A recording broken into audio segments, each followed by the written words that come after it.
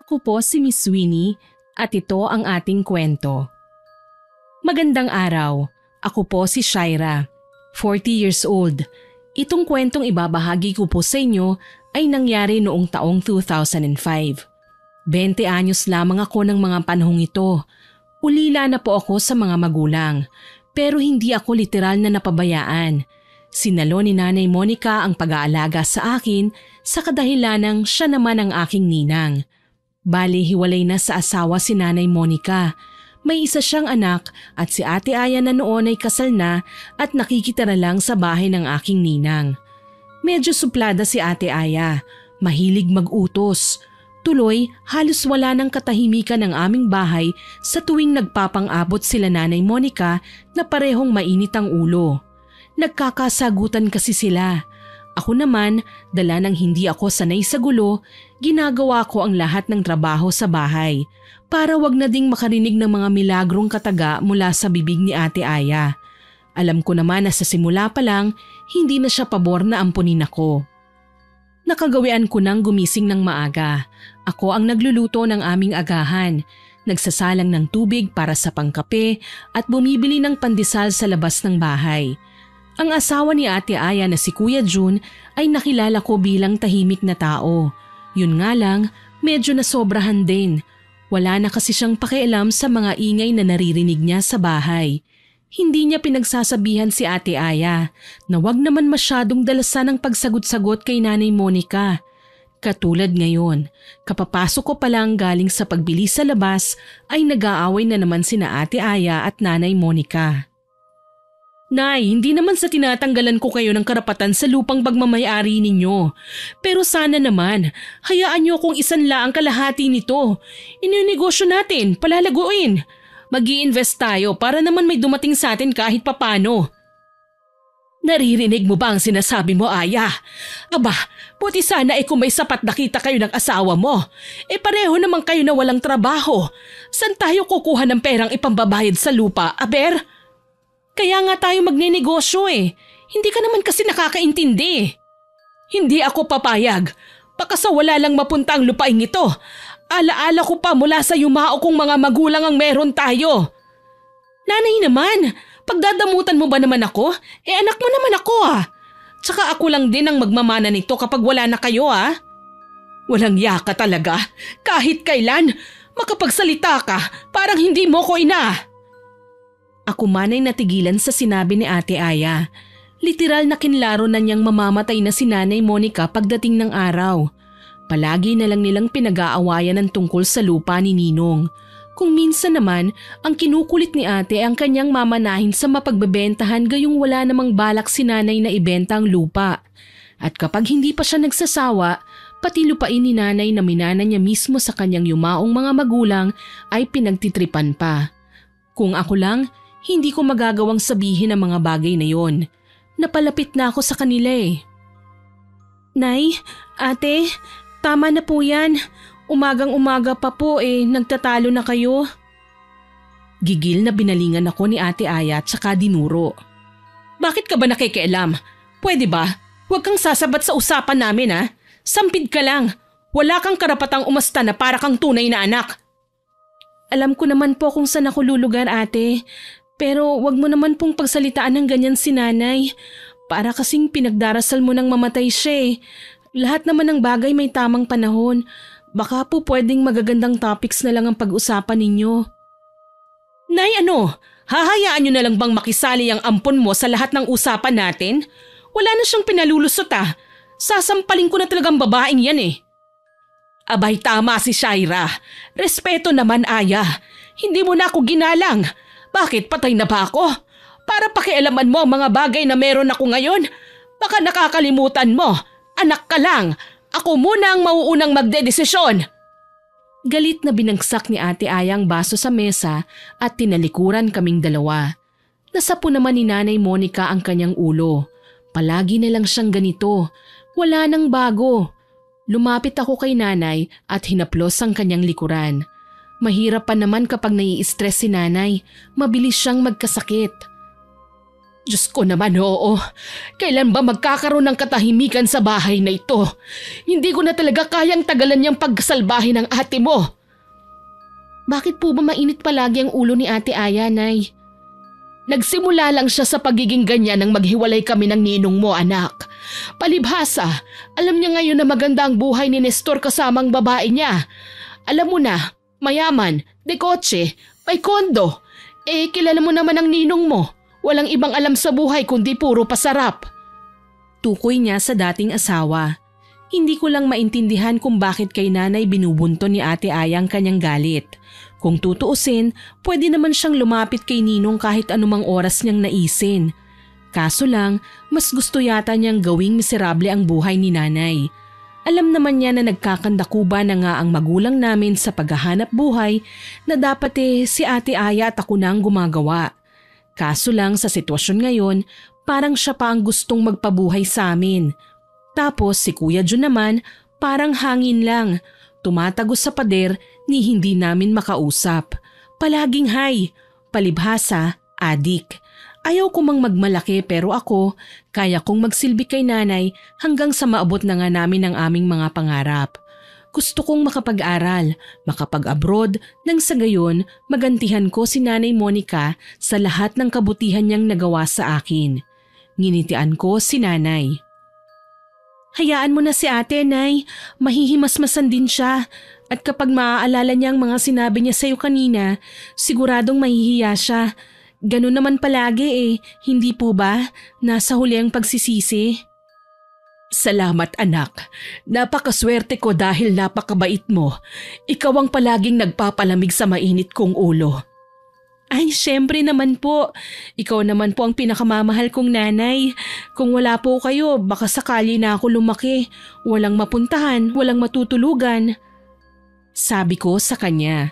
Ganito naman talaga palagi ang ginagawa ko para mapagaan ang kalooban ni nanay. Pinapatawa ko siya at nilalambing hanggang sa manumbalik ang kanyang pagiging maingay at masigla na nakasanayan ko nang makita simula nang tanggapin niya ako sa kanyang pamilya. May tindahan si nanay sa harapan ng bahay. Sari-sari ang tinitinda namin. Bigas, delata, asukal at mantika. Yun kasi ang kadalasang mabili sa aming lugar. Kapag namimili si nanay sa bayan, ako ang nakatoka sa pagbabantay. Mahigpit na niyang pinagbawalan si Ate Aya na pumasok doon dahil noong huling nagbantay siya sa tindahan, naubos ang paninda ay wala naman siyang kinita. Natuklasan ni nanay na binubulsa pala ni ate ang perang pinagbibilhan ng mga paninda. Anak, ikaw na muna ang bahala sa tindahan, ha? Kulang na tayo sa bigas Kailangan kong mag-angkat ulit ng produkto sa suki natin. Hindi kasi sasapat ang puhunan natin Alam mo naman, iba sa mga kababayan natin nangungutang lang sa tindahan at sa linggo pa magbabayad. Sige po, inay. Ako na pong bahala rito. Basta mag-iingat po kayo, nay, ha? O siya, lalarga na ako, ha? Si Ate Aya mo, wag mong pahihiramin ng pera, ha? Ilang beses na siyang nanghiram, hindi naman niya isinasauli. Tatandaan ko po yun, nay. Umalis na din kaagad si nanay. May kalayuan ang bayan at hindi siya pwedeng maiwan ng pampasaherong sasakyan. Ako naman, inabala ko ang sarili ko sa pagwawalis sa paligid ng tindahan. Kasalukuyan ko na lang na nilalagay sa malaking plastik ang mga nawalis kong basura nang lapitan ako ni Ate Aya. Shaira! Oh, bakit po ate? Pakisabi kay nanay, hihiram ako ng pera ate, wala kasi si nanay sa loob Kaalis lang niya papuntang bayan. O di ikaw nang mag-abot sa akin ng pera. 1,000 ang kailangan ko. Akin na. Ate, pasensya na. Pero kabilin-bili na ni nanay na huwag kitang pahihiramin May paggagamitan kasi siya ng ipon niya Sa isang iglap, pinanlisikan ako ng mga mata ni ate. Tinulak niya ako at dinuro na naman. Ikaw, nakakarami ka na Bakit ba tiwalang-tiwala sa'yo si nanay? Ginayuma mo ba siya? Ako ang tunay na anak at hindi ikaw Hindi naman po ako nakikipagkumpetensya sa'yo ate. Sinusunod ko lang ang bilin ni nanay. Bakit ako na naman ang sinisisi mo kung ayaw kanyang pagbigyan? Sinusubok mo talagang pasensya ko Nagulat ako nang sampalin ako ni ate bigla. Hindi ako nakapiyok. Namaga ang aking pisngi kasabay ang pagpatak ng aking luha. Yon ang unang pagkakataon na may taong sumampal sa akin. Si Nanay Monica, ilang beses man akong magkamali ay hindi niya ako pinagbubuhatan ng kamay. Kahit nga ang mga yumao kong magulang. Sinubukan ko pa ulit ng mga tuwiran pero hindi pa pala siya tapos. Hinila ako ni Ate Aya sa may pinto ng tindahan at sinuntok sa muka. Napaungol ako nang makaramdam ng sakit. Napasiksik na lamang ako sa sulok nang samaan niya ako ng tingin. Subukan mo pang humarang ulit ha? Hindi lang yan ang aabutin mo sa akin. Ang kapal ng mukha mo. Palamunin ka lang naman dito sa bahay pero kung makaasta ka, parang ikaw ang tagapagmana. Isusumbong kita kay nanay. Kinuha mo ang pera niya. Pinaghirapan niya yung ipunin pero gagastusin mo lang sa walang kabuluhang mga bagay. Sigaw ko sa kanya. Maglupasay man ako ay wala na akong magagawa pa. Nakita kong hindi lang 1,000 ang kinuha ni Ate Aya sa pitaka ni nanay. Sa halip, 100 na lamang ang itinira niya at saka binirahan ng alis. Pumalahaw ako nang makalayo na siya. Sakto naman na napadaan si Manang Nita at nakita kong nakasalampak sa lupa. Kaagad siyang lumapit at dinaluhan ako. Shaira, iha, jasking bata ka. Ano bang ginagawa mo riyan? Manang Nita, kinuha na naman ni Ate Aya ang pera ni nanay. Malalagot talaga ako nito Kahit kailan talaga, wala nang pinagbago si Aya. Naging bayolente at naging mas matigas na ang ulo. Adik na yata yung kapatid mong yan Kabilin-bilinan ni nanay na huwag kong pahihiramin si ate ng pera. Pero sinaktan po ako ni ate. Pinadugo pa niya ang bibig ko. Ang masaklap, nakuha niya ang lahat ng pera. Huwag kang malungkot. Nakita ko naman hihintayin kita. Hindi ako papayag na basta ka nalang saktan ulit ng ate mo. Grabe, kahit ngayong dalaga ka na tinatarantado ka pa rin ni Aya. Umiling-iling pa si Manang Nita habang inaalala ang mukha kong dahan-dahan nang nagkakapasa. Palagi na lang talagang nangyayari ang bagay na ito. Kahit sino na lang sa amin ni nanay ay inaaway ni ate. Para bang hindi siya masaya sa buhay niya. Kinahapunan nga, dumating si nanay at nagtaka nang makita ang mukha ko.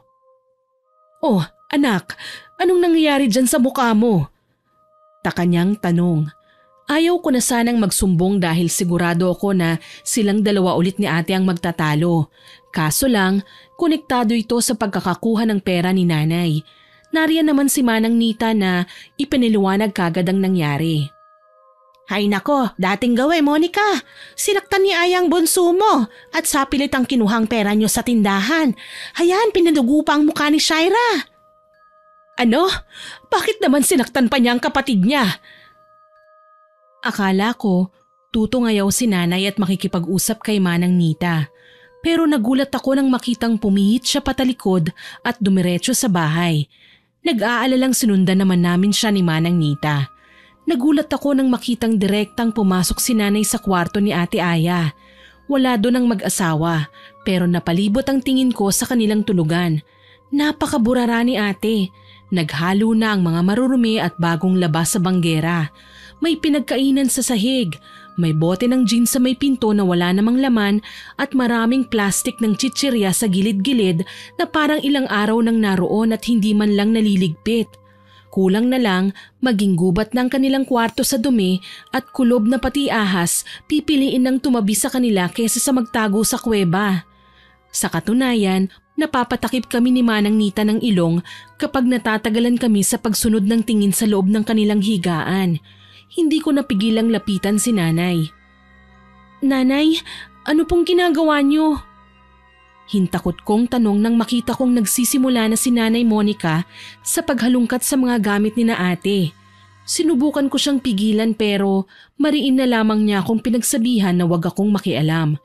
Panay naman ang payo sa kanya ni Manang Nita, palamig ng ulo, kumbaga para kumalma si nanay. Alam kong hindi basta-basta ang halaga ng perang kinuha ni ate.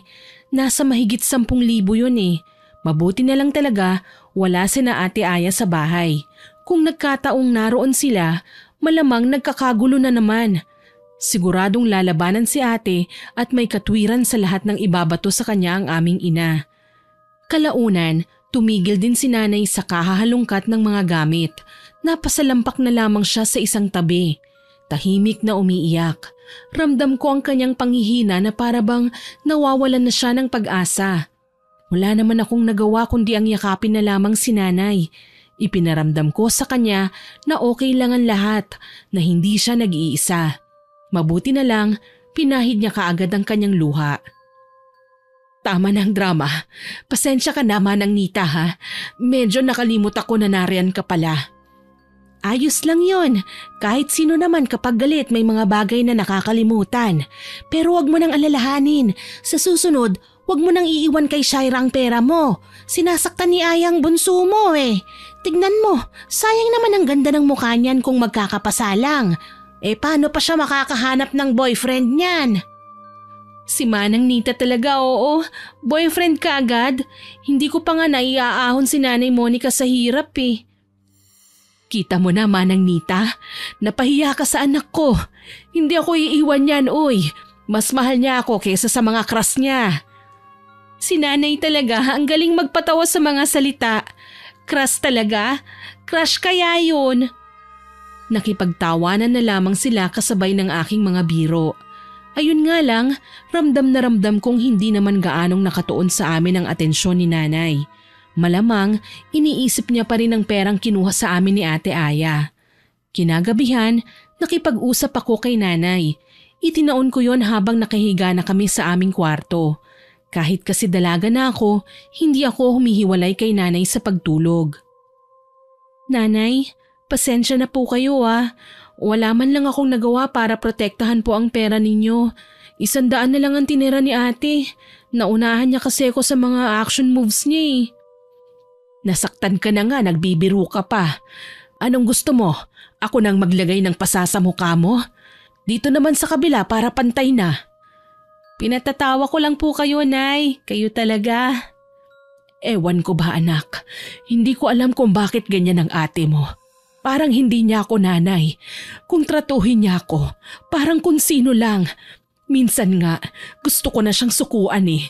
Kaso lang, naaalala ko na anak ko siya, kaya nagpipigil ako sa aking sarili. Hayaan mo po, inay.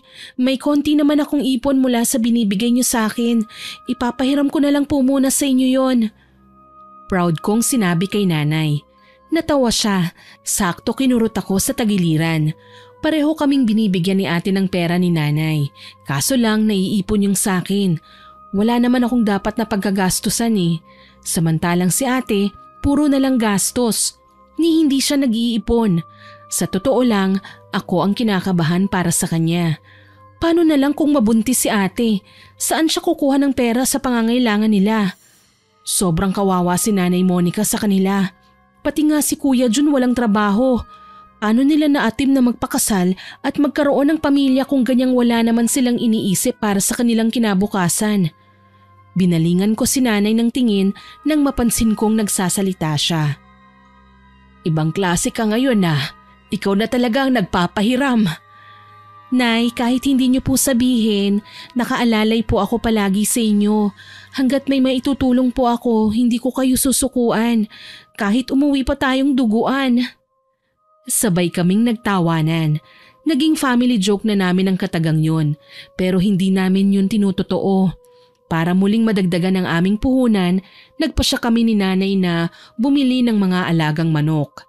Sabi ko kay nanay, pwede naming ibenta pa isa-isang mga yon o di kaya ay katayin namin tapos maglako ako sa lansangan ng adobong manok. May eskwelahan din kasi malapit sa amin, kaya malakas ang loob kong magtinda. Lalo na't alam kong mauubos kagad ang mga yon. 10 manok ang binili namin sa bayan dahil mura pa noon ang presyo ng manok.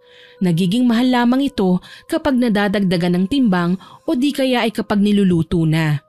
Lahat na lang ng pwedeng gawin sinubukan namin para lumago ang ipon namin ni nanay. Nanghihinayang lang ako na hindi ito magawa ni ate. Sana triple pa ang kikitain namin kung tumutulong sila sa amin ng asawa niya kung sakali. Makalipas ang ilang araw, naging mabenta ang nilalako kong adobong manok. Bukod sa nagkakapera kami, yun din ang nagiging ulam namin. Kaya naman ang sumunod na buwan, dinagdagan ulit namin ang aming alagang manok. Sa pagkakataong ito, 20 piraso ng buhay na manok na ang dala namin pa uwi. Magaling ka ding humawak ng pera, anak. Alam mo ba yun? Kung laging ganito ang kita natin, mabilis tayong yayaman. Nay, ikaw din po ang nagturo sa akin para maging masinop. Tsaka tama naman po kayo hanggat may naiipon, malayo tayo sa gutom. Sana pareho kayong mag-isip ng ate mo. Hindi sana ako nahihirapan kausapin siya ngayon. Pero alam niyo po, inay, masaya ako na hindi kayo nag-uusap ngayon kasi hindi kayo nai-stress. Mas okay na yung ganito kaysa araw-araw po kayong nagsisinghalan. Sa bagay, tama ka naman anak. Ewan ko ba, maayos ko naman siyang pinalaki. Pero hindi ko maintindihan kung bakit ganyan siya ngayon sa akin.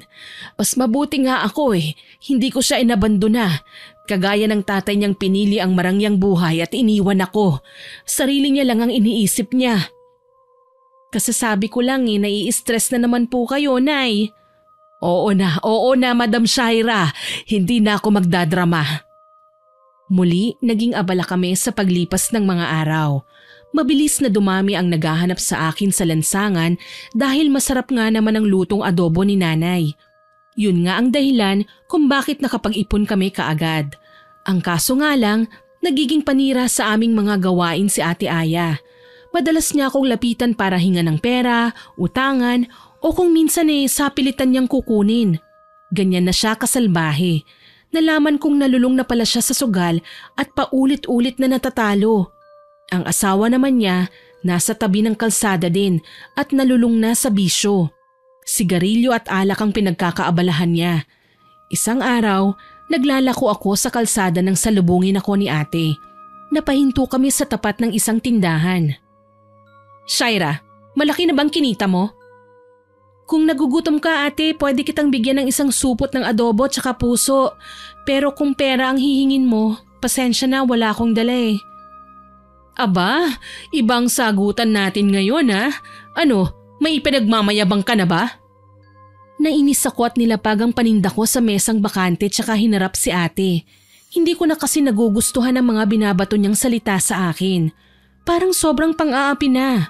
Hindi na niya pwedeng ipamukha sa akin ngayon na ampon lang ako. Kasi ang totoo, mas mukha pa siyang ampon dahil sa taglay niyang ugali.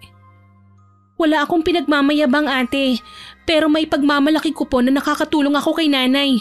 Ikaw ba? Anong nabibigay mo sa kanya? Kalungkutan? Konsumisyon? Abat walang hiya ka.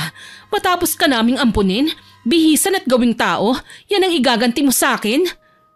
Hindi naman ikaw ang nag-ampun sa akin ate, si nanay. Wala ka namang ibang ambag sa buhay niya kundi puro na lang pasarap. Nag-asawa ka pa pero pareho naman kayong mga walang kwenta. Sigaw ko na ikinainit ng ulo ni ate.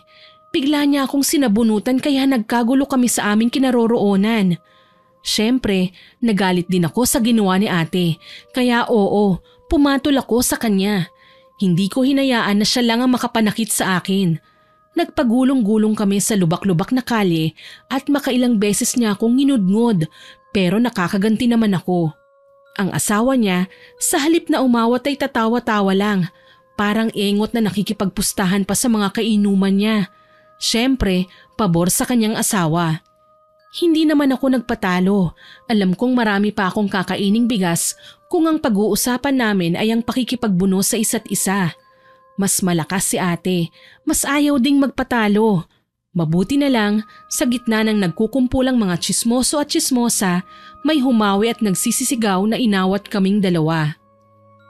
Aya, Shaira, ano ba? Tama na yan!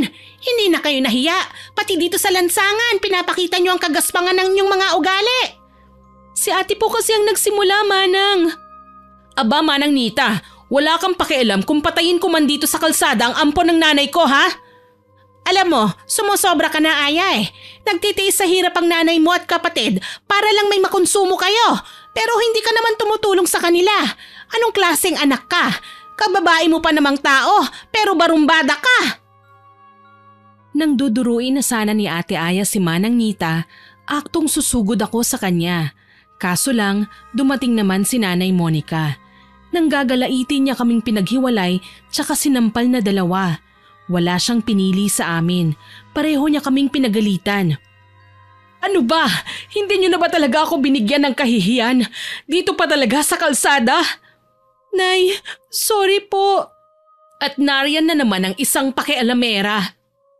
Nanay mo ang pakialamerang nasa harapan mo ngayon, Aya. Walang yaka.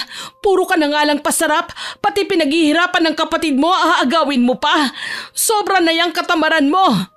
Katamaran? Nanay kita ha. Obligasyon mong buhayin kami. Oo, obligasyon ko nung hindi ka pa nag-aasawa. Pero ngayong may lalaki ka na sa buhay mo, siya na ang may responsibilidad sa'yo. Mga hayop kayo, wala ka nang binigay sa akin kundi konsumisyon. Mabuti pa si Shaira, nakakatulong. Lintik palang babaeng yan eh. Siya na lang palagi ang mabango, siya na lang ang tama, ang huwarang anak, punyeta. Dahil sa kanya ko naranasan kung paano magkaroon ng isang tunay na anak. Ikaw ba, naiparamdam mo sa akin ang bagay na yon? Hindi ba? Masahol ka pa sa tatay mo. Sino bang may kasalanan kung bakit umalis si tatay? Hindi ba't ikaw naman? Kasi mapagmataas ka. Hindi mo kayang makisama sa biyenan mo dahil masama ang ugali mo. Hayan, iniwan ka na lang. Nagulat kaming lahat nang bigla na lang humakbang si nanay at malakas na sinampal si Ate Aya. Lumagapak ang kanyang pisngi na panigurado kong tumulig sa kanyang buong pagkatao. Wala kang karapatang husgahan ako. Wala kang alam sa pinagdaanan ko.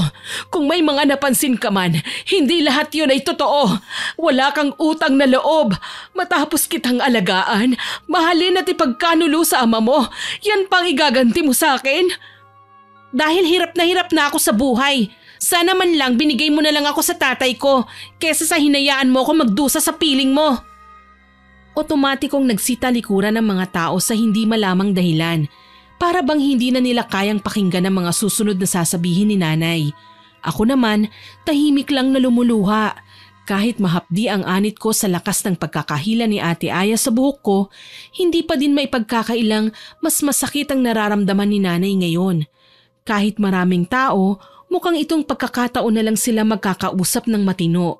Kasi kung magkakasakitan man, alam namin na may aawat. Napayakap na lamang ako kay Manang Nita na noon ay hindi kami iniwanan. Matagal ko nang kakilala si Manang Nita. Simula pa sa aking pagkabata, nariyan na siya. Nakakausap ni nanay at nakakasama. Minsan, nakakasabayan sa pamimili at kung magkakasakit man kami, siya ang nagsisilbing manggagamot namin. Siya ang matatawag naming babaeng albularyo na marami na ding nagamot ng mga taong nagkakasakit sa hindi normal na paraan. Dala ng mga kwento at bali-balita, madalas ding makita si Manang Nita sa kagubatan at nagdadala ng bila-bilaong prutas. Ang sabi, miyembro siya ng isang kulto. Pero kalaunan, nalaman namin na may mga nagpapagamot sa kanya na nababati pala ng engkanto o kahit na anong elemento dahil nagkasala sa kanila. Para makipag-areglo, kailangan niyang magdala ng maiaalay kagaya ng bigas, prutas at gulay. Minsan naman, puting manok at kambing. Pinakamahal na ang baboy para sa pag-aalay. Kapag naisasagawa naman ang ritual, gumagaling din kaagad ang mga may sakit. Naging takbuhan tuloy ng marami si Manang Nita. Hindi naman kasi siya mahal maningil. Tumingala ako sa kanya. Magkakaayos pa po ba sina ate at nanay? Sa tingin ko naman oo, pero yung ate mo, matalas kasi ang dila. Minsan kailangan turuan ng leksyon yan, nang sa ganon matutong gumalang sa magulang. Napakaswapang pa niya. Nag-aalala lang po kasi ako, baka magkasakit si nanay sa ginagawa niya. Hindi ko lang lubos maisip paano niya naaatim na sagot-sagutin ng nanay namin. Ni minsan hindi kami inaabuso, hindi kami inalila. Pero si ate, hindi ko kayang ginagawa niya. Huwag kang mag-alala. Mapagtatanto din ng ate mo na mali ang mga ginawa niya sa nanay mo. Magkakaroon din siya ng leksyon. Wika sa akin ng ginang. Hindi ko alam kung bakit, pero para bang may bumubulong sa akin na may magiging partisipasyon si Manang Nita sa pagkakaroon ni ate ng matututunang leksyon. Humupa na din ang pagtatalo ni nanay sa kalye. Katulad ng dati, si ate ang huling nagsalita at naging matagumpay sa mata ng maraming tao. Yun nga lang, dala ng gigil ni nanay, sa bahay siya nagwala. Pinagtatapon niya ang lahat ng gamit ni na ate at kuya dun sa labas ng bahay. Tinangkapang mag-iskandalo ni ate, kaso lang mabilis si nanay. Lalo na't bago kami umuwi ay dumaan muna kami sa barangay hall. Inireklamo ni nanay kay chairman ang kawalangyaan ni ate at nagpa-escort ng 2 tanod para bantayan kami.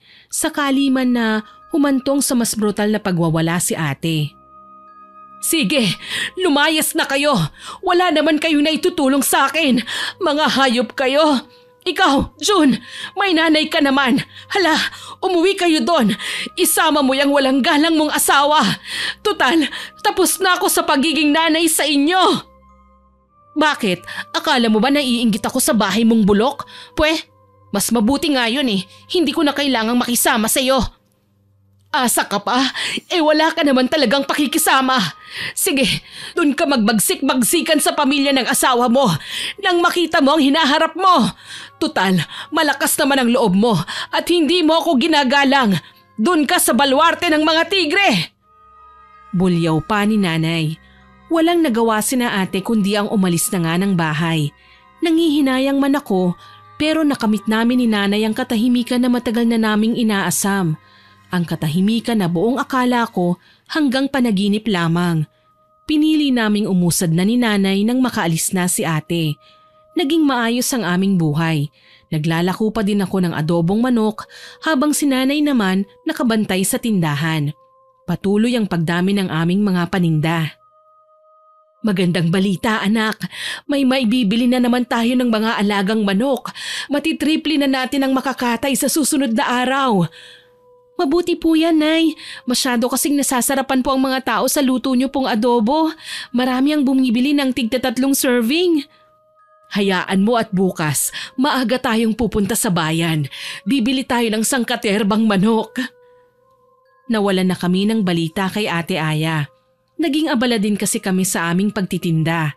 Ang routine namin, mamimili, magtitinda, tapos mamimili ulit. Ang dating iilang manok namin ay umabot na sa 50 at bawat isa tandang-tanda ni nanay ang kulay at balahibo. Kaya naman isang araw habang nagpapakain siya sa mga ito, napapakunot ang kanyang noo. Shaira, anak, natatandaan mo ba kung ilang pirasong manok ang nakatayo natin kahapon? Opo, inay, nasa 5 po. Bakit po? 5 lang? Ano? Kulang kasi ng 3 ang mga manok natin eh. Hindi ko alam kung nagagala lang ba o nasaan. Nagkibit balikat ako dahil hindi ako matandain sa mga balahibo ng manok. Yun nga lang, hindi lang isang beses nangyari ang ganun. Nasundan pa ang pagkawala. Minsan, 2, 3, pinakamarami ng 5 na sabay-sabay pang nawawala. Labis na kaming nagtataka ni nanay hanggang sa muli kaming bumili ng 30 piraso. Sa pagkakataong ito, bago niya pinakawalan ng mga manok ay nagsuot siya ng guwantes. Nagtaka ako noon. Nay, ano pong gagawin niyo? Paraan ito para malaman natin kung sino ang nagnanakaw ng mga manok natin, anak. Huwag mo munang hahawakan ng mga yan, ha? Sige po. Nakita kong bawat isa sa mga manok ay tinatanggalan ni nanay ng balahibo. Inipon niya ang mga ito tsaka maingat na binalot. Maya-maya pa, pinakawalan na niya ang mga manok. Nakita ko din na sinabit niya sa isang tabiang plastik na pinaglagyan niya ng balahibo. Para bang iniiwasan nga itong mahawakan ng iba. Dito ka lang ha, pupunta lang ako sa bahay ni Manang Nita. Sige po, inay. Nakasunod lang ako ng tingin kay nanay nang maglakad siya palayo. Hindi ko na lamang pinansin pa kung ano ang kanyang ginagawa dahil baka mahalaga yon. Pagbalik niya, may dala siyang isang botelya na may lamang langis, yung botelya ng pinakamaliit na efficacent oil. Inay, ano pong gagawin niyo dyan? Eto ba anak? Abay gagamitin ko to bilang parusa sa mga nagnanakaw sa atin ng mga manok. Alam mo na, para magtanda. Paano niyo naman po gagawin yun? Basta, huwag ka lang maingay. May gagawin ako pero manood ka lang. Kinabukasan nga, muli na namang binilang ni nanay ang mga manok. Nagulat kami. Kumpirmadong 3 ang nawawala sa mga ito. Naku, paano po yan? Kapag nagpatuloy ang gawaing ito, siguradong malulugi tayo, Nay. Shh! Huwag kang maingay. Kailangan dalawa lang tayong nakakaalam. Ano po ba kasi yan, inay? Basta manood ka lang. Wala akong nagawa kundi hayaan si nanay na kunin na naman ng plastic na pinaglalagyan niya ng mga balahibo. Nakagwantes pa rin siya nang kunin ng pamilyar na balahibo ng mga manok na nawawala. Sinilid niya ito sa botelya tsaka inilibing sa aming lutuan. Bali ang itsura po nito ay parang lutuan sa bukid. Gawa lang po sa kahoy na nilagyan ng hinating katawan ng saging at tinambakan ng lupa. Sa ibabaw, may 3 bato kung saan namin pinapatong ang aming kaldero kapag kami ay nagluluto. Sa ngayon, hindi na namin nakikita ang lupa dahil natatakpan na ito ng abo. Kinubkob ni nanay ang abo at binaon doon ang langis. Gusto ko man na magtanong kung bakit niya ito ginagawa, kinakabahan naman akong magsalita. Ang alam ko lang, hindi normal na gawain ng tao ang nakita kong ginawa ni nanay. Bumaling siya sa akin pagkatapos. Ngayon, hindi ba ay maglalako ka sa labas anak? Ito na ang pagkakataon mo na magmatsyag. Kailangan mong alamin kung sino ang basta na lang nagkakasakit sa baryo. Sa pagkakataong ito, malalaman natin kung sino ang magnanakaw ng ating mga manok. Opo, inay. Gagawin ko po. O siya, humayo ka na. At umalis na nga ako ng bahay habang si nanay naman pangiti-ngiti habang nakaupo sa loob ng kanyang tindahan. Nagsimula na akong magtinda at binabalikan ang aking mga suki. Habang abala sa pag-aasikaso sa mga mamimili, namataan ko sina Ate Aya at Kuya Jun na magkasama. May bitbit silang lalagyan ng manok na kung tawagin sa amin ay bayong. May nakita akong pamilyar na kulay ng balahibo sa loob. Binebenta niya ito sa iilang kainuman nila. Pansin ko, nagtatawaran pa ang 3. Tila ba hindi sang-ayon sa presyong binigay ng buyer. Pasimple akong lumapit sa may likuran. Pinakinggan ko ang kanilang usapan. Tama nga ako, nagtatawaran sila. Tinatanong pa ang mag-asawa kung saan nila nabili ang manok. Kinakabahan ako. Hindi ako matandain sa mga balahibo pero nakakita na ako ng ganong klase ng manok. At alam kong sa amin yon. Lumayo ako sa kanila. Mabuti na lang at may mga sumalubong sa akin. Bumili ng aking paninda. Pero hindi maiwaglit sa aking isipan ang tungkol sa manok na binibenta ni na ate. May naging pwesto ako sa tambayan ng maraming tao. Naroon ang aking ate, kasama ang kanyang asawa. Abala sila sa pagtingin-tingin ng mga nagsusugal nang bigla na lamang silang sabay na bumagsak. Parang nahilo.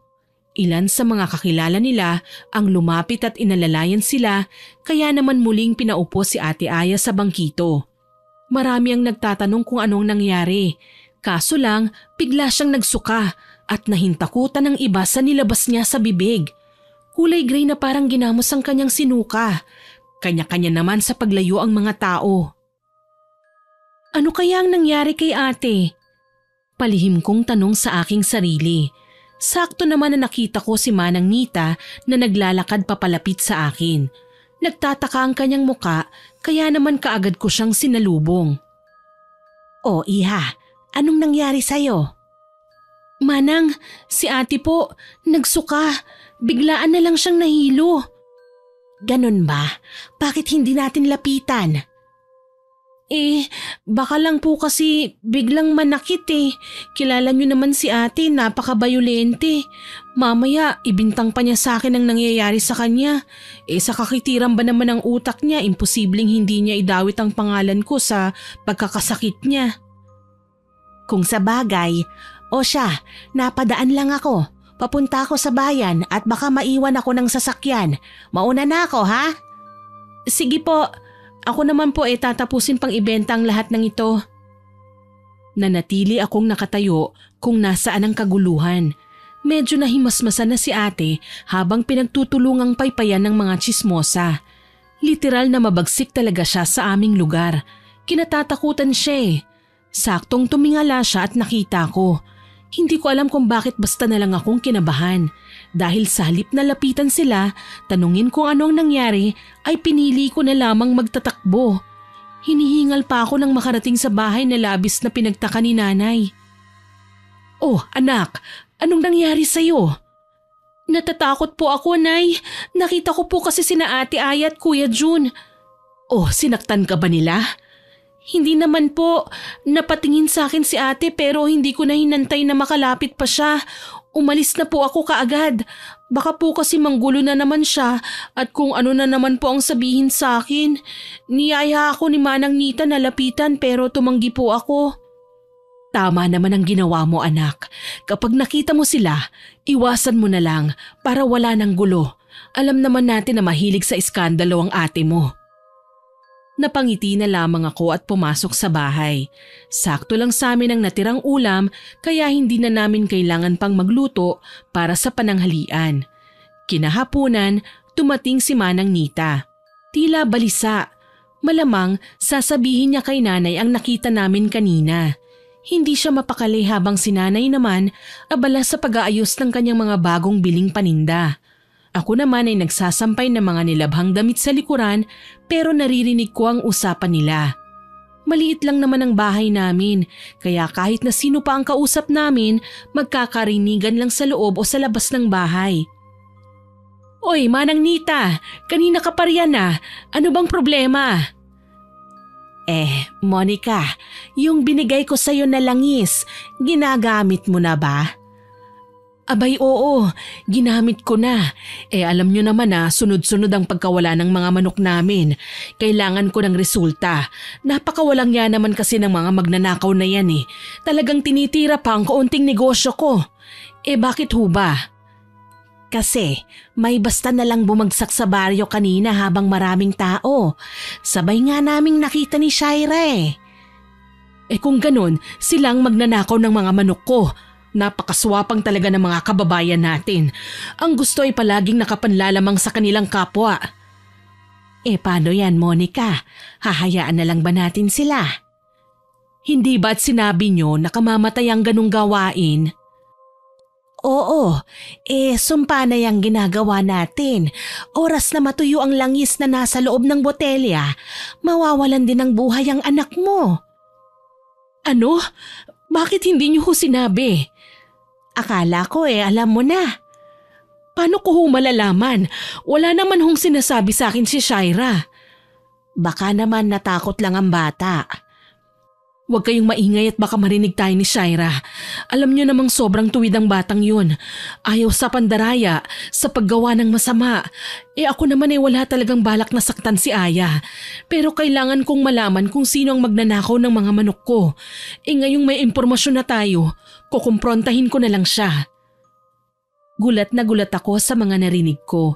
Hindi ako makapaniwala na magagawa ni nanay ang ganitong bagay. Yung tipong yayakap siya sa mga ganoong gawain para lang malaman kung sino ang nanlalamang sa kanya. Tsaka bakit hinayaan siya ni Manang Nita na gumamit ng ganito? Pinili kong manahimik at hinayaan na muna sila sa kanilang pinag-uusapan. Nakatatak na sa aking isipan na kapag mahalaga ang kanilang topic ay hindi ako pwedeng basta na lang sumabat. Mabuti na lang umuwi din kaagad si Manang Nita. Naiwan kami ni nanay at ito na ang napagtanto kong tamang pagkakataon para kausapin ko siya. Nanay? O anak, bakit? Narinig ko po ang usapan niyo ni Manang Nita kanina. Yung langis na galing sa kanya, may ibang paggagamitan pala kayo noon? Oo anak, gusto ko lang kasi sanang malaman kung sino ang mga buitreng nagnanakaw ng mga manok natin. Hindi ko naman akalain na sina Aya pala yun. Nagulat na lang ako nang ibinalita sa akin ni Manang Nita na umiepekto na ang ginagawa namin. Bumagsak daw sina Aya at Jun sa gitna ng nagkukumpulan. Tama po kayo nanay, nakita ko din po kasi. Pero pasensya na po. Hindi ko nasabi sa inyo. Natakot ako kanina eh. Hindi ko alam na may nangyayari palang ganun. Nakonektado po yun sa langis na binigay ni Manang Nita sa inyo. Nakiusap ako kay nanay na wag na niyang pagdusahin pa si Ate Aya. Alam na talaga namin ang ugali niya dati pa. Ang sa akin lang, sana kausapin namin sila dahil natatakot po talaga ako sa maaaring mangyari. Hindi naman ako inosente pagdating sa usaping barang o tungkol sa kapangyarihang itim. Alam ko kung gaano nakakadiri ang mga nasabing gawain, lalo na kung bibigyan ng karamdaman ng isang mambabarang ang kanyang kaaway. Salamat na lang, pinaalam niya sa akin na okay na daw ang lahat at napagpasyahan na niyang tanggalin ng langis sa lutuan. Pinanghawakan ko ang sinabi niya. Makalipas ang ilang araw, nakatanggap kami ng balita na malubha na raw si Ate Aya. Wala kaming choice kundi ang puntahan siya sa bahay ng biyenan niya. Nalaman namin na wala pala si Kuya Jun dahil sumama na ang lalaki sa iba.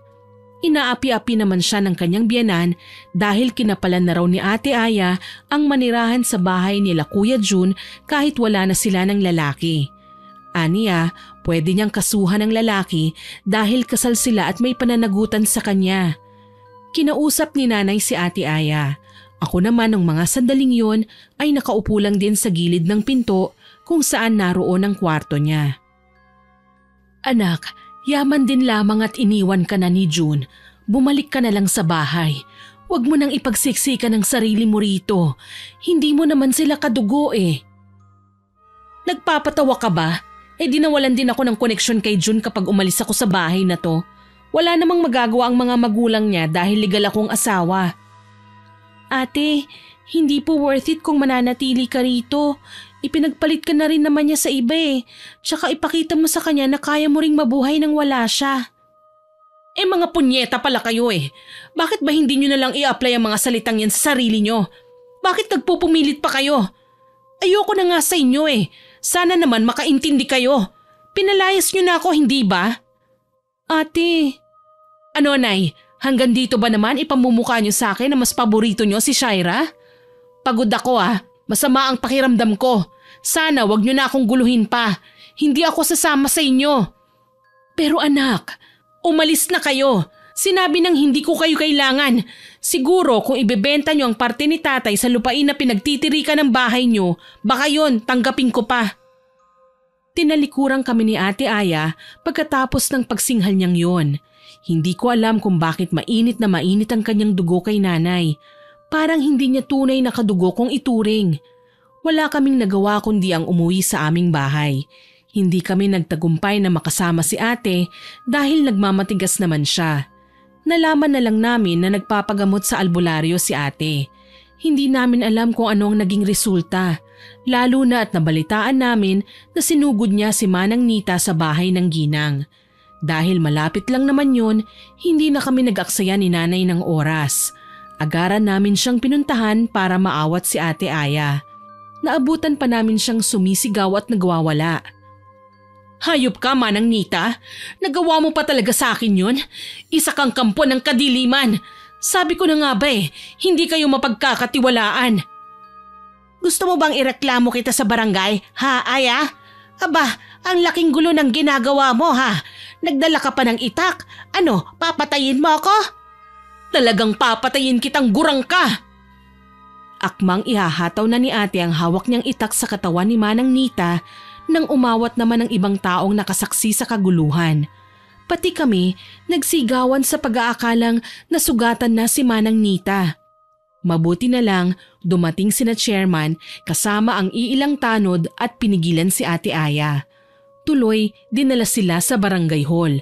Nalaman namin na kaya niya pala inatake si Manang Nita dahil ginayuma raw nito si Kuya Jun para sumama sa ibang babae. Iginiit naman ni Manang Nita na wala siyang kinalaman sa mga nangyari. Sa halip, isang babae ang lumapit sa kanya para bumili ng gayuma. Normal na usapin na ito sa amin kaya maging ang aming chairman ay hindi na nagulat pa. Pinilit siyang ipagbate pero hindi yun nangyari. Ang naging solusyon na lamang ay pinapirma silang dalawa at pinangako na hindi na maglalapit pa. Kinausap naman ni Nanay Monica si Manang Nita. Ano ba kasing nangyari, Manang Nita? Hindi ko na nga alam paano pa magpapaliwanag ng maayos pero napakabayolente ng anak mo, Monica. Sino ba yung babae? Malapit raw nakakilala ng biyenan ni Aya. Hindi ko naman alam na si Jun pala ang gagayumahin niya. Huli na nang nalaman ko. Di wala kang ang kasalanan. Ang bruha kong kumari ang dapat sisihin rito. Naku ay Nay, wag na po. Katatapos lang ng gulo Baka si Ate Aya naman ang makaharap ninyo. Alam nyo naman pong mahilig sa gulo yun. Huminga ng malalim si nanay at hindi na nga nagpatuloy sa balak niya sanang gawin. Akala namin matututunan na ni Ate Aya ang leksyon at hindi na gagawa pa ng iskandalo. Pero ng mga sumunod na araw, nagulat kami nang basta na lang siyang dumating sa bahay na may kasamang matabang babae. Panay ang alok niya sa lupain na kahit awatin namin siya ay hindi nagpapigil. Tuloy pagkaalis ng babae ay nanggagalaiting hinarap ni nanay si ate. Ano na naman ba ito, Aya? Talagang hindi mo na ako nirerespeto. Kailangan magdala pa rito ng problema? Ilang beses ko na bang sasabihin sa'yo na hindi mo isasanla ang lupa namin ng tatay mo? Hindi ko naman isasanla eh. Ibinebenta ko nga, hindi ba? Tsaka may share ka naman, kalahati. Ano, hindi na masama, inay. Baka nakakalimutan nyo, lupa lang na binili nyo ni tatay ang binebenta ko. Hindi kasama ang minana nyo sa mga magulang nyo na mga ninuno ko rin naman. Isang malakas na sampal ang nagpagulat sa aming tatlo. Nang mapatingin ako kay Ate Aya, nakita kong sapunan niya ang kanyang pisngi. Sinampal siya ni nanay. Hindi ka na nahiya sa pinaggagawa mo. Akala mo ba, hindi ko alam ang ginawa mong pagnanakaw sa mga manok ko? Babaeng walang utang na loob. Sumosobra ka na. Sana hindi na lang kita naging anak.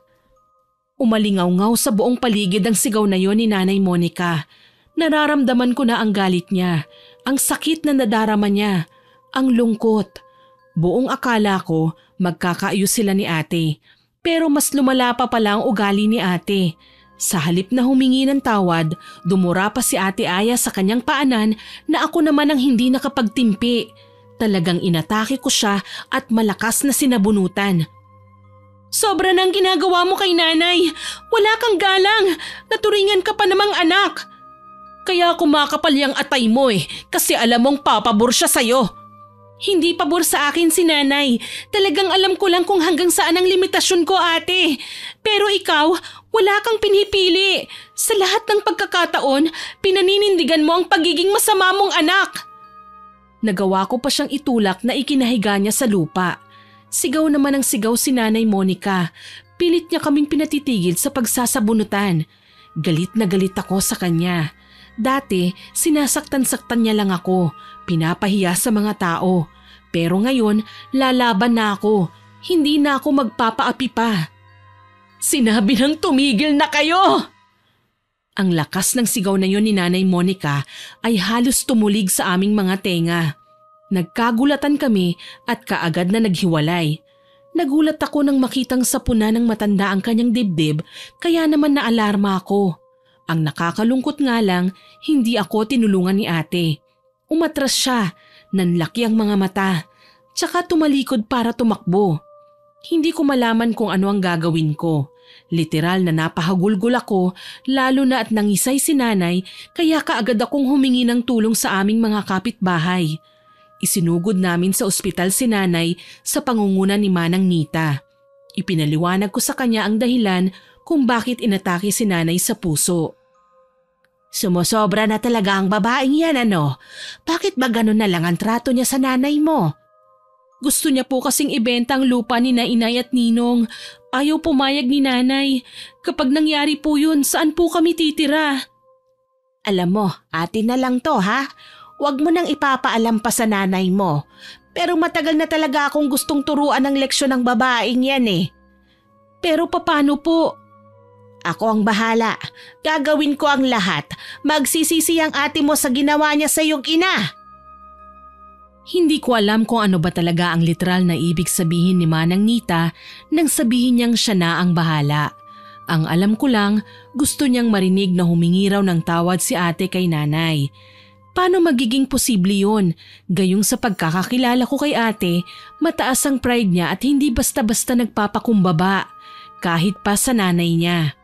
Hinayaan ko lang si Manang Nita. Alam ko naman na kahit may kakayahan siya ng karunungang itim, hindi naman namin nabalitaan na pumatay siya ng tao. Umuwi ako sa bahay para kumuha ng mga gamit. Naabutan ko si Ate Aya na hinuhuli ang mga manok naming alaga at iniipon sa kulungan. Anong ginagawa mo? Na-ospital si nanay, hindi ba? di binibenta natin ang mga manok para pambayad sa ospital. Kaso lang hahatiin natin ang kinita dahil ako nga ang nagbebenta, di ba? Ang share mo, yun ang ibabayad mo. Napakaswapang mong klase ng anak ano. Talagang pati si nanay na nasa bingit ng kamatayan, kakwentahan mo ng ganyan? San ba nakalagay ang utak mo? Nasa kamao ko. Gusto mong tikman? Iniangat ni ate ang kanyang kamay para gawaran sana ako ng suntok. Kaso lang, hindi ko alam kung ano ang nangyari. Nang tila ba siya ang nakatanggap ng suntok nang sapuhin niya ang kanyang tiyan. Gulat na napatingin siya sa akin at sinamaan ako ng tingin. Kitang-kita ko na naghahabol siya ng hininga, halatang nasaktan. Hayop ka? Anong ginawa mo sa akin? Ate naman, anong klaseng gamot ba ang hinit-hit mo? Ikaw nga tong manununtok na sana sa akin, hindi ba? Hindi nakasagot si ate nang gumuhit ang pandidiri sa kanyang muka. Maya-maya lang, napasigaw ako nang magsuka sa aking harapan si ate. Kulay itim ang nilalabas niya sa bibig. Parang yung likidong galing sa pusit. Mabaho at may kasamang uod. Diyos ko! Ano yan? Anong ginawa mo sa akin? Mukha ba akong may ginagawa, ate? Huwag kang magsisinungaling! Wika niya sa akin. Sumpaman, wala talaga akong ginawa. Pero bakit ganito ang nangyayari kay ate? Sinubukan ko siyang tulungan pero tumanggi siya at binalya ang kamay ko.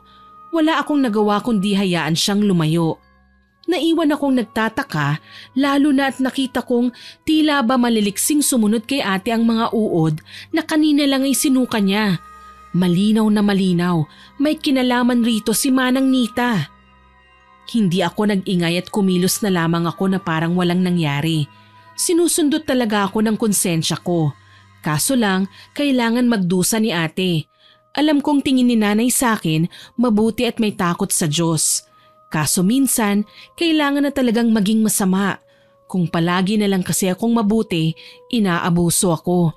Sinasaktan pa nga akong nagkakaroon ng pagkakataon. Wala din akong binanggit kay nanay nang makabalik ako sa ospital. Nagkamalay na siya at ang sabi ng doktor, mild stroke lang daw ang nangyari sa kanya. Pero kailangan na naming mag-ingat. Baka sa susunod, lumala na ang kalagayan niya. Pinag-iiwas na nga si nanay sa fatty foods. Mahilig pa naman siya sa chicharon. Mabuti na lang masunurin si nanay.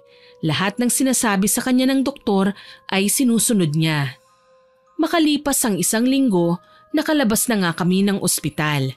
Kagaya ng inaasahan, hindi na nga nakabalik si ate pagkatapos ng huling encounter namin. Tingin ko may iniinda na siyang sakit. Ang ate mo, hindi ba nakakabalik rito? Nung nasa ospital pa po kayo, Nay, nagpunta siya rito. Hinuli niya ang mga manok, ibebenta niya raw. Hati kami sa mapagbebentahan. Tapos yung share ko raw po ang ibabayad ko sa ospital. Kailangan naman daw po na sa kanya yung share niya kasi bayad daw po natin sa napagbentahan dahil siya daw ang maghahanap ng buyer. Nabenta ba naman? Hindi po, hindi na siya bumalik nung huli kaming nag-uusap. Sana, wag na siyang magpakita, no? Suhapang Ang gusto niya, lahat na lang mapunta sa kanya. Ayaw niyang mamimigay o nakikihati. Huwag niyo po sanang iisipin na sinasabi ko po ito para ma-stress pa po kayo. Pero sumusobra na po kasi siya Kaya okay lang na wag na siyang bumalik pa rito. Magkakasala kasi ako sa Panginoon kapag nakapagbitiw pa ako ng kung ano-anong salita laban sa kanya, anak. Kaya ipagdasal na lang natin na sana magbago siya. Napatango na lang ako sa naging pahayag ni nanay. Wala akong balak na sabihin kung ano nangyari nung mga panahong nagtalo kami. Ang tungkol sa kanyang pagsusuka at paglalabas ng bulate sa kanyang bibig. Palihim ko na lang na kinakamusta sa iilang kakilala namin si ate. Nalaman ko sa mga kainuman niya noon na wala na pala sa bahay ng mga biyenan niya ang aking kapatid. Bale, isa sa mga kakilala niya ang nag-alok ng buwanang renta sa bahay kung saan siya nananatili ngayon. Bigla akong naawa. Noon din, nagpasama ako sa kaibigan ni ate na puntahan siya sa bago niyang tinitirhan. Okay naman ang bahay, kaso nga lang mapaghahalatang salat sa pagkain o ibang mahahalagang kagamitan. Kwento ng babaeng sinamahan ko, bumibili lang daw ng ihaw-ihaw si ate sa labas at yun ang pinanghahapunan niya. Nasa kwarto niya si ate at natutulog. Hindi ko lubos na maintindihan ang aking nararamdaman nang makita ang kanyang kalagayan. Humpak na ang pisngi ni ate, maputla at payat. Halos umaalo na din ang kanyang dibdib kapag humihinga. Ate? Anong ginagawa mo rito? Ate, kumusta ka? Ano bang pakialam mo? Bakit? Natutuwa ka kasi nakikita mong miserable ako? Hindi ate, wala naman akong masamang intensyon sa pagdalaw ko sa iyo eh. Inaalam ko lang kung ano ang kalagayan mo, tsaka para makatulong na rin ako kung anong mga kailangan mo.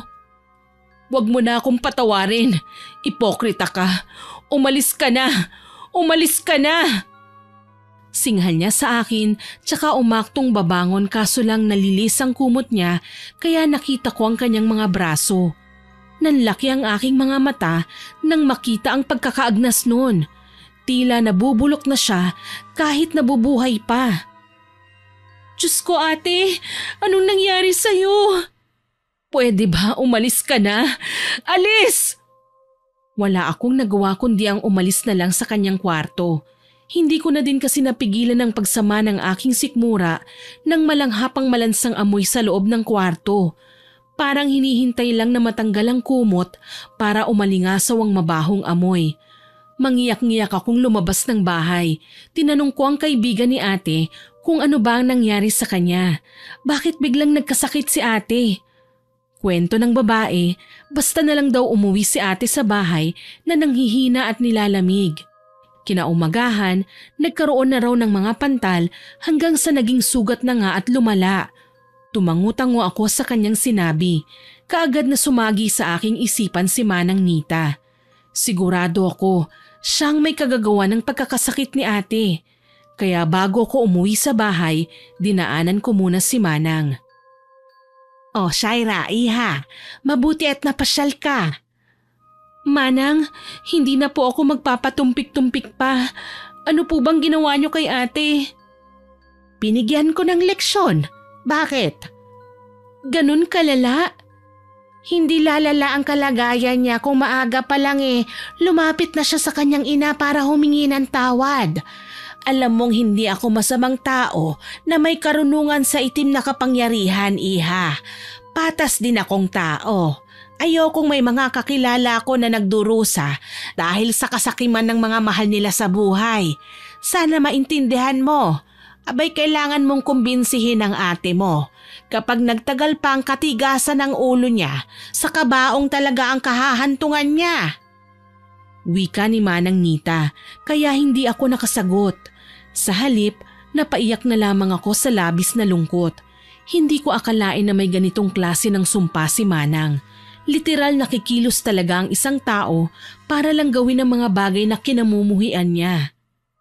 Walang makakaputol sa sumpa, iha, kundi ang ate mo rin lang. Kailangan niyang matutunan ng mga bagay-bagay.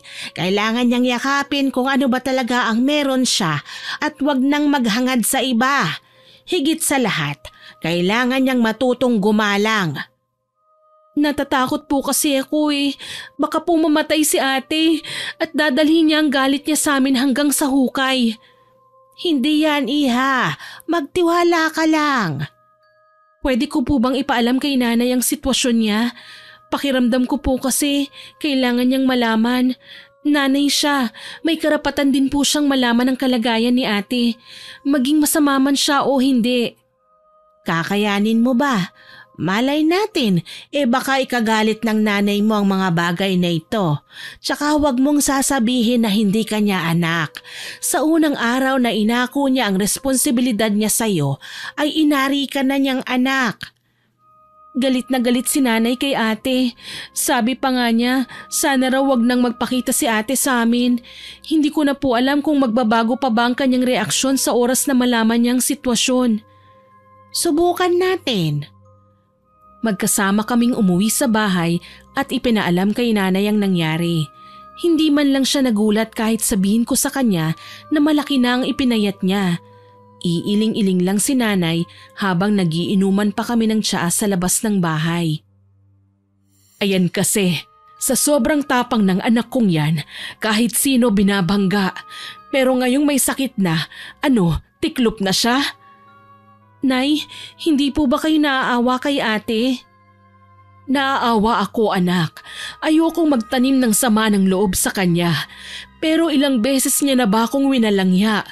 Ni minsan nagsorry ba siya? Hindi naman nanay ang turing niya sa akin eh. Mas sinasamba niya ang pera, ang yaman, ang kanyang ama. Ayaw niya sa akin kasi hindi ko kayang suportahan ang luho niya. Noong magpakasal sila ni June, nang tayo ang gumastos, may narinig ba sila? Ayaw kong maging masamang inaanak. Pero sa ginagawa ni Aya sa akin, nakalimutan ko na kung paano maging nanay sa kanya. Nay, nandito naman po ako eh. Tsaka kailangan po natin na magpatawad. Alam ko po na matututo din si ate sa mga pagkakamali niya. Niyakap ako ni nanay tsaka siya humagulgol. Muli naawa ako sa kanya. Parang hindi magiging madali kay nanay ang mapatawad si ate. Lalo na sa parting parang gusto na nitong sumakabilang buhay ang nanay namin. Matanggap lamang niya ang kanyang pamana.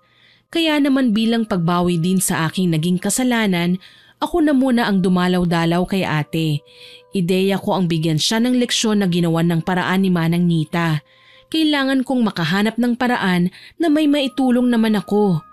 Araw-araw ko siyang dinadalaw, inaasikaso, pinaliliguan at pinapakain. Kahit nung una, pinagsusungitan ako ni ate, hindi ko siya sinukuan.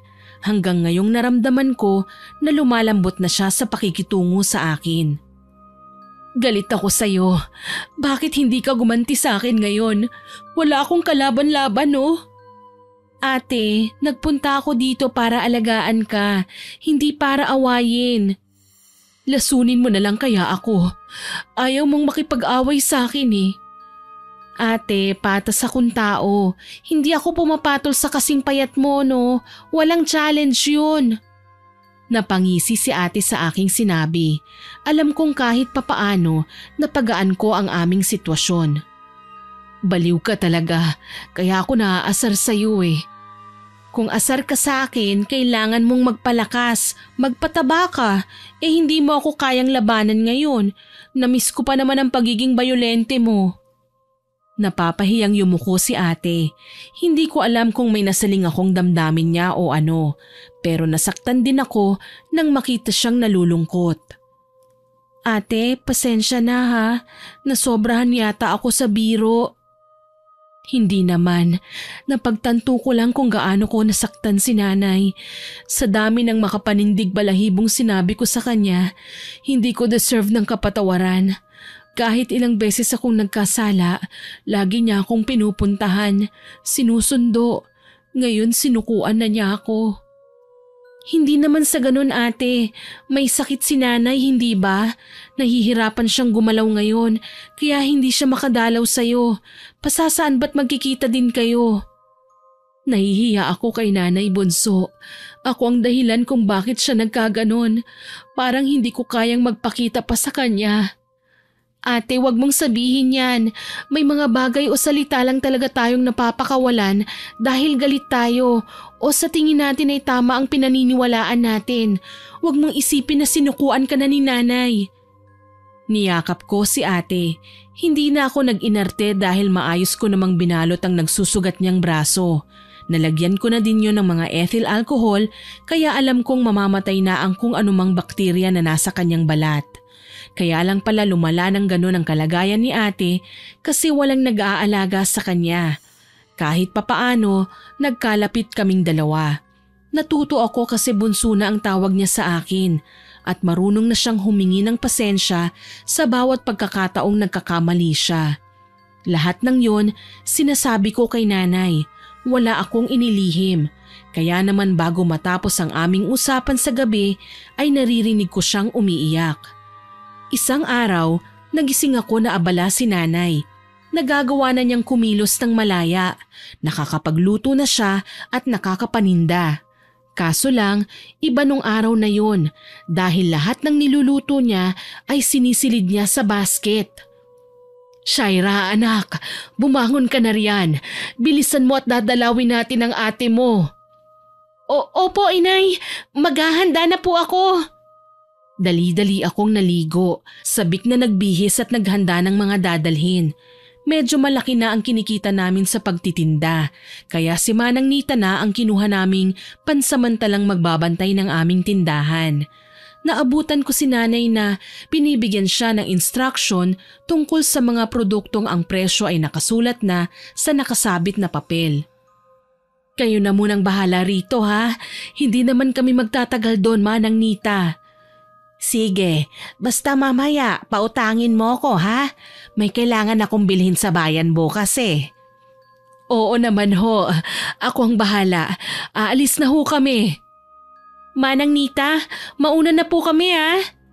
Sige, basta balitaan niyo ako sa family bonding niyo ha. Ngiti lang ang iginanti ko kay Manang Nita. Hindi pa kasi ko sigurado kung ano ba ang magiging outcome ng pag-uusap ni nanay at ate. Ang tanging dasal ko lang maging okay na ang lahat at magkaayos na sila. Pagdating namin sa kanyang tahanan, naabutan ko si ate na nagwawalis. Medyo mabuti na ang kanyang pakiramdam. Nagsisimula nang tumuyo ang kanyang mga sugat. Nagsinungaling sa amin si Manang Nita na gagaling lang si ate kapag napatawad na siya ni nanay. Ang totoo niyan, sa oras na napagtanto na niya ang kanyang mga pagkakamali at nagnais na siyang magbago, ay dahan-dahan nang mawawala ang sumpa. Ito ang dahilan kung bakit gumagaling na si ate at nagiging maayos na ang kanyang kalagayan. Nang magkita nga sila, saglit pang nagkatitigan ang dalawa. Alam ni ate na dadalaw ako sa kanya, pero hindi niya alam na kasama ko si nanay. Nay, bunso, nandyan pala kayo. Halika kayo, pasok. Nag-agahan ka na ba, ate? Hindi pa, bibili pa lang sana ako ng pandesal. Pandesal lang ang kakainin mo sa agahan? Kailangan ko pong mag-ipon eh. Ilang buwan din akong walang ginawa. Inalagaan lang po ako ni Shaira. Kailangan ko pong maghanap ng trabaho para makapagbayad po ako ng renta nitong bahay. Nagugustuhan ko na din ito eh. Kahit pala nag-iisa, masaya din kapag natuto kang kumita sa malinis na paraan. Sa pagkakataong ito, napangiti si nanay. Gusto na niyang umiyak, kaso lang pinipigilan pa niya ang kanyang sarili. Tumikhim siya at seryosong hinarap si ate. May nahanap ka na bang trabaho? Bukas po, bala kong lumuwas ng bayan. Doon sana ako mag-a-apply. Hindi mo naman kailangan lumayo, anak. Nariyan ang tindahan at iba pa nating pinagkakakitaan. Pwede nyo namang magkasamang asikasuhin ng kapatid mo yon. Pwede ba yon? Matanda na ako. Darating ang panahon, hindi ko nakakayanin ng magtrabaho. Sa inyo din mapupunta ang mga pinaghirapan ko. Pero nay, sobra po ang ginawa ko sa inyo noon. Walang kapatawaran yun. Sa tingin ko nga po, wala akong karapatan na makisawsaw sa lahat ng meron kayo ngayon. Masyado akong ambisyosa. Hindi ako nakontento. Kaya naman nagdurusa ako. Siguro, parusa na rin sa akin ng Panginoon ang bagay na ito. Huwag mong sabihin yan, anak. Lahat tayo nagkakamali. Pero wala sa bokabularyo ng Panginoon ang magtanim ng sama ng loob. Alam mo yan. Pero nay, ate, sige na. Ayaw mo nun? Tayong dalawa nang mamimili sa bayan. Tapos ikaw nang magluluto ng adobo na ilalako ko naman sa baryo. Nagngitian kami ni ate.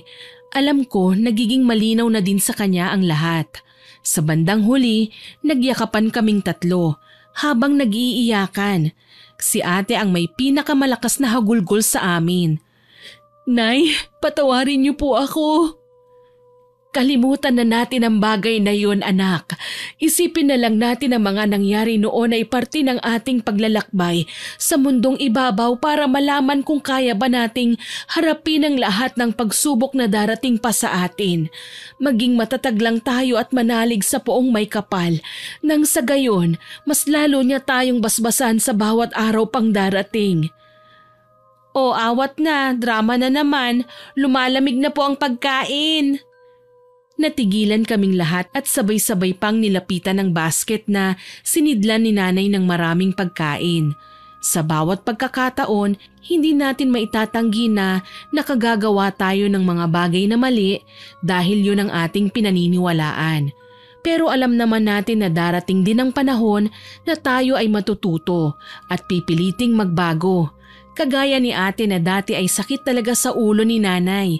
Pero proud po akong sabihin ngayon na isa na siyang kapitana sa aming barangay. Maraming paraan para magbago. Dapat lang po matuto tayong magpatawad at makontento. Lahat ng pinangarap namin ni ate noon nakamit na namin ngayon.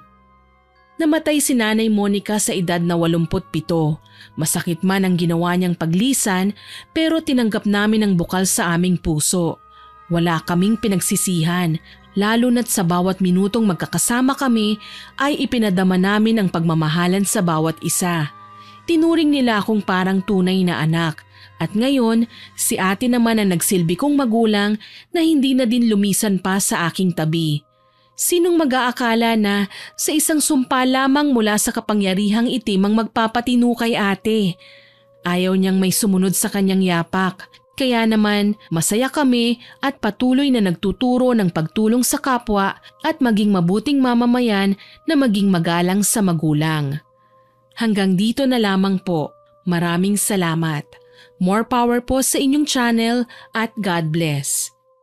Naway kapulutan nyo ng aral ang aking ibinahaging kwento. Hanggang sa muli, ako si Miss Winnie na nagpapasalamat sa inyong pakikinig.